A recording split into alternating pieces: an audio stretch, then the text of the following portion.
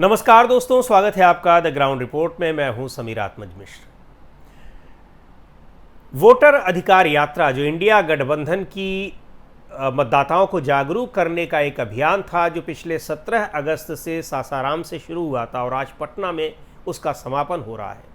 उस यात्रा ने जिस तरह का प्रभाव छोड़ा है बिहार में, उसको देखकर भारतीय जनता पार्टी में ज़बरदस्त बेचैनी है। भारतीय जनता पार्टी के साथ साथ जेडीयू में भी है, यानी एनडीए गठबंधन के घटक दलों में भी है। लेकिन बड़ी साफ सी बात दिखाई पड़ रही कि एनडीए गठबंधन के घटक दल ज़्यादा परेशान उससे नहीं दिखाई पड़ रहे हैं, लेकिन भारतीय जनता पार्टी कहीं ज़्यादा परेशान दिखाई पड़ रही है। कल क्या, पिछले 2 दिन से जिस तरह से गांधी मैदान में चूंकि ये समापन समारोह होना है और इसमें पहले रैली की अनुमति मांगी गई थी, लेकिन इसमें रैली की अनुमति शायद नहीं मिली। उसके बाद फिर इस कार्यक्रम को गांधी मैदान से लेकर और अंबेडकर पार्क चौराहे तक एक पदयात्रा के रूप में मार्च निकालने का कार्यक्रम तय किया गया है और दिन में ये मार्च शुरू होगा। और इस मार्च में राहुल गांधी, तेजस्वी यादव, दीपांकर भट्टाचार्य और मुकेश सहनी, इंडिया गठबंधन के घटक दलों के जितने भी बड़े नेता हैं, कार्यकर्ता हैं, वो सारे के सारे जुट रहे हैं। लगातार यात्रा में भी रहे, तेजस्वी यादव के साथ साथ राहुल गांधी भी रहे, अखिलेश यादव भी आए, यहाँ पर एम.के. स्टालिन आए। यानी जो गठबंधन के घटक दलों के वो नेता हैं जिनका जो बिहार में चुनाव नहीं लड़ते हैं, हालांकि समाजवादी पार्टी तो लड़ती भी है, लेकिन एक एकजुटता दिखाने के लिए यहाँ पर दिखाई पड़े। इसका असर जिस तरह से दिख रहा है भारतीय जनता पार्टी के भीतर, उसे लेकर काफ़ी बेचैनी है। ये बेचैनी कई स्तरों पर समझी जा सकती है। ये आरोप लगाए राहुल गांधी ने कई बार की सभाओं में, जब शाम को सभाएं हो रही थी कुछ जगहों पर यात्रा के दौरान, वहाँ पर बिजली काट दी गई और ये आरोप भी लगे कि प्रशासन वहाँ आम लोगों को उस यात्रा में शामिल होने से रोक रहा है। कई पत्रकारों को कवरेज से रोका गया। इस तरह की सारी दिक्कतें तो सामने आई ही, लेकिन बीच में जो एक गाली प्रकरण हुआ और उसको जिस तरह से भारतीय जनता पार्टी एक मुद्दा बनाने का प्रयास कर रही है, वो मुद्दा भी बिल्कुल ध्वस्त होता दिखाई पड़ रहा है। जब कल हम आए यहाँ पर और पटना के उस इलाके में, यानी जो गांधी मैदान का, विधानसभा के आसपास का इलाका है, वहाँ जिस तरह से हमने देखा कि भारतीय जनता पार्टी ने गाली से संबंधित पोस्टर लगाए हुए थे और कांग्रेस पार्टी और इंडिया गठबंधन को काफ़ी आड़े हाथों लिया जा रहा था। हस्ताक्षर अभियान भी चलाने की कोशिश की जा रही है और ये भी कहा जा रहा है कि गांधी मैदान के पास में ही वो हस्ताक्षर अभियान चलाएंगे, यानी टकराव की एक स्थिति उत्पन्न करने की कोशिश की जा रही है। यही टकराव की स्थिति 2 दिन पहले कैसे उत्पन्न की गई थी, जब इसी गाली को मुद्दा बनाकर कांग्रेस पार्टी के दफ्तर पर ज़बरदस्त तरीके से बीजेपी के कार्यकर्ताओं ने वो हमला किया था। वहाँ बाकायदा लाठी डंडों से, पत्थरों से वहाँ पर पथराव किए थे, तोड़फोड़ की थी, लोगों को मारा पीटा था।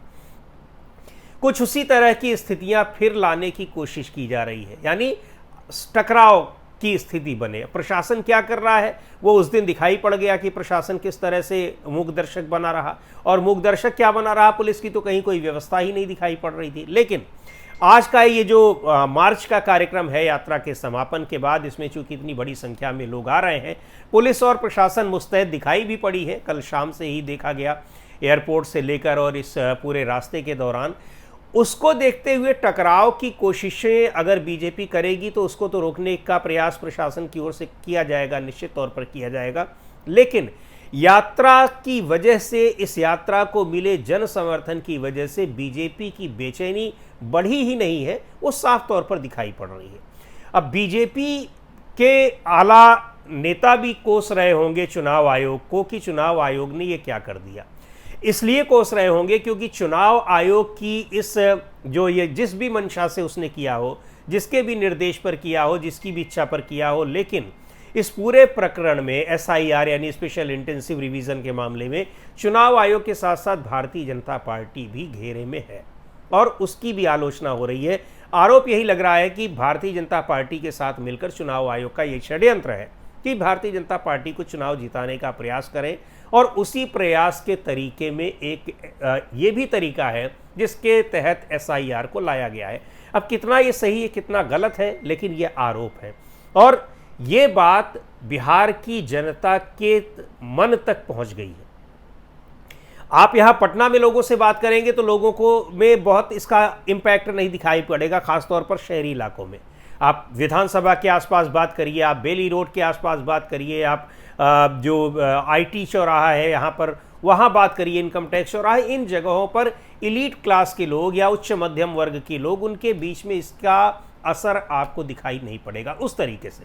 लेकिन आप गरीब तबके के लोगों से पूछिए, इसी शहर में थोड़ा दूर चले जाइए, कुछ रिमोट एरिया में चले जाइए, उन जगहों पर एसआईआर का असर दिखाई पड़ रहा है कि किस तरीके से लोगों को इस एसआईआर ने जागरूक किया है। और ये वोटर अधिकार यात्रा लोगों को जागरूक करने के लिए निकल रही थी, लेकिन लोग पहले से ही कितने जागरूक हैं वो भी दिखाई पड़ रहा है।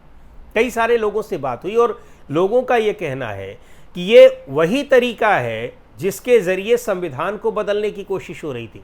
लोग कहते मिल रहे हैं कि संविधान यही तो बदला जाना था, अब 400 पार सीटें नहीं आई हैं तो इसी तरीके से संविधान बदला जाएगा, लोगों के मताधिकार छीन लिए जाएंगे, उनकी नागरिकता छीन ली जाएगी, उनको तमाम सुविधाओं से वंचित कर दिया जाएगा, उनके जो नागरिक होने के नाते जो तमाम राइट्स मिले हुए हैं, अधिकार मिले हुए हैं, वो छीन लिए जाएंगे। ये मैं अपनी बात नहीं कह रहा हूँ, ये उन लोगों की बात कर रहा हूँ जो एसआईआर को लेकर जिनके मन में ऐसी आशंकाएं हैं, बिहार के लोगों। और ये इस बात को पहुंचाने में ये यात्रा पूरी तरह से कामयाब रही है। और यात्रा के जरिए जो आम लोग जुड़े हैं, उन्होंने 20 साल के शासन का जो सुशासन था उसकी असलियत बताई है बीजेपी, ये इंडिया गठबंधन के नेताओं को। तो इन दोनों का जो एक विचारों का आदान प्रदान हुआ है वो बड़ा मायने रखता है। और भारतीय जनता पार्टी के लिए वो बहुत ही एक तरीके से कह लीजिए कि उसके राजनीतिक दृष्टि से देखें तो बहुत शुभ संकेत नहीं देते दिखाई पड़ रहे हैं। और बीजेपी की वजह से यहाँ जनता दल यूनाइटेड में को भी उसका नुकसान उठाना पड़ रहा है। हालांकि एक बड़ी महत्वपूर्ण चीज़ है जिसका अभी हमने जिक्र किया कि गाली को इशू बना रही है भारतीय जनता पार्टी, उस इशू में हस्ताक्षर अभियान चलाने की कोशिश कर रही है, कन्फ्रंटेशन की भी कोशिशें हो रही कि जब ये मार्च निकलेगा उसी समय ये लोग भी हस्ताक्षर अभियान वहाँ चला रहे होंगे। लेकिन इस उनके अभियान में जेडीयू का कोई उसका साथ मिलता दिखाई नहीं पड़ रहा है, घटक दलों का साथ मिलता दिखाई नहीं पड़ रहा है। और आपको याद होगा कि एसआईआर के मुद्दे पर भी जेडीयू के कई नेता खुलकर बोल रहे थे। सांसद है गिरधारी यादव, उन्होंने तो साफ तौर पर कहा था कि ये चुनाव आयोग को कुछ भी नहीं पता है और बहुत बड़ा नुकसान कर रहा है, जेडीयू का भी नुकसान हो रहा है। विधायकों ने विरोध किया था। तो जेडीयू के भीतर भी एसआईआर को लेकर काफ़ी बेचैनी है और खुलकर वो विरोध कर नहीं सकते हैं कि इंडिया गठबंधन के साथ आकर विरोध करें, लेकिन उस पार्टी के भीतर लोग उसी तरीके से इसको देख रहे हैं जैसे इंडिया गठबंधन के घटक दल देख रहे हैं। यानी बीजेपी इस मामले में पूरी तरह से अकेले अपने को घिरा पा रही है। और ये जिस तरीके से ये यात्रा रही, पिछले चूँकि 23 ज़िलों को लगभग कवर किया है और एक बड़े हिस्से में बिहार के लोग जुड़े हैं इससे, और ख़ास तौर पर उन इलाकों से गई है जहाँ गरीब तबके के लोग हैं, दलित हैं, अल्पसंख्यक हैं, और उन लोगों ने किस तरह से अपनी दिक्कतें यहाँ पर बताई हैं। और दूसरी तरफ यह है कि भारतीय जनता पार्टी के पास इसकी काट में कोई मुद्दा दिखाई नहीं पड़ रहा है।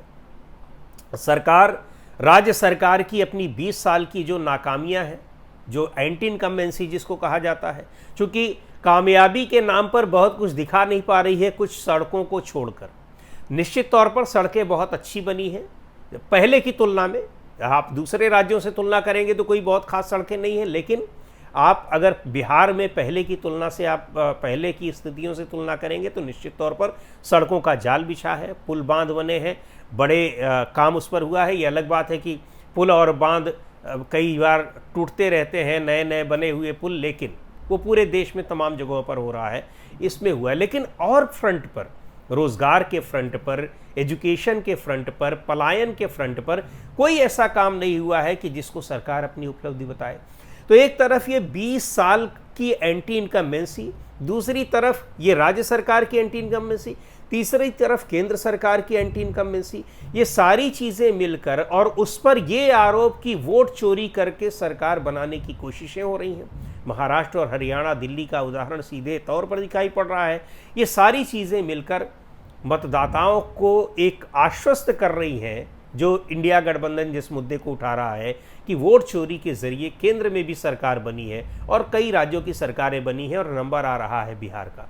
तो ये बड़ा मुद्दा है और इसकी काट के रूप में बीजेपी के पास कोई मुद्दा दिखाई नहीं पड़ रहा है, उस बीजेपी के पास जो पहले से ही तमाम मुद्दों पर एंटी इनकम्बेंसी पर घिरी हुई है। आगे देखते हैं क्या होता है, आज क्या कुछ होगा उसकी भी हम आपको रिपोर्ट बताएंगे। तो आज के इस वीडियो में इतना ही। अगले वीडियो में फिर मिलेंगे एक नए विषय के साथ, एक नए मुद्दे के साथ। द ग्राउंड रिपोर्ट के यूट्यूब चैनल को आपने अब तक सब्सक्राइब न किया हो तो ज़रूर कर लें। हमारे वीडियोज़ को लाइक करें, शेयर करें और अपने सुझाव भी हमें ज़रूर भेजें।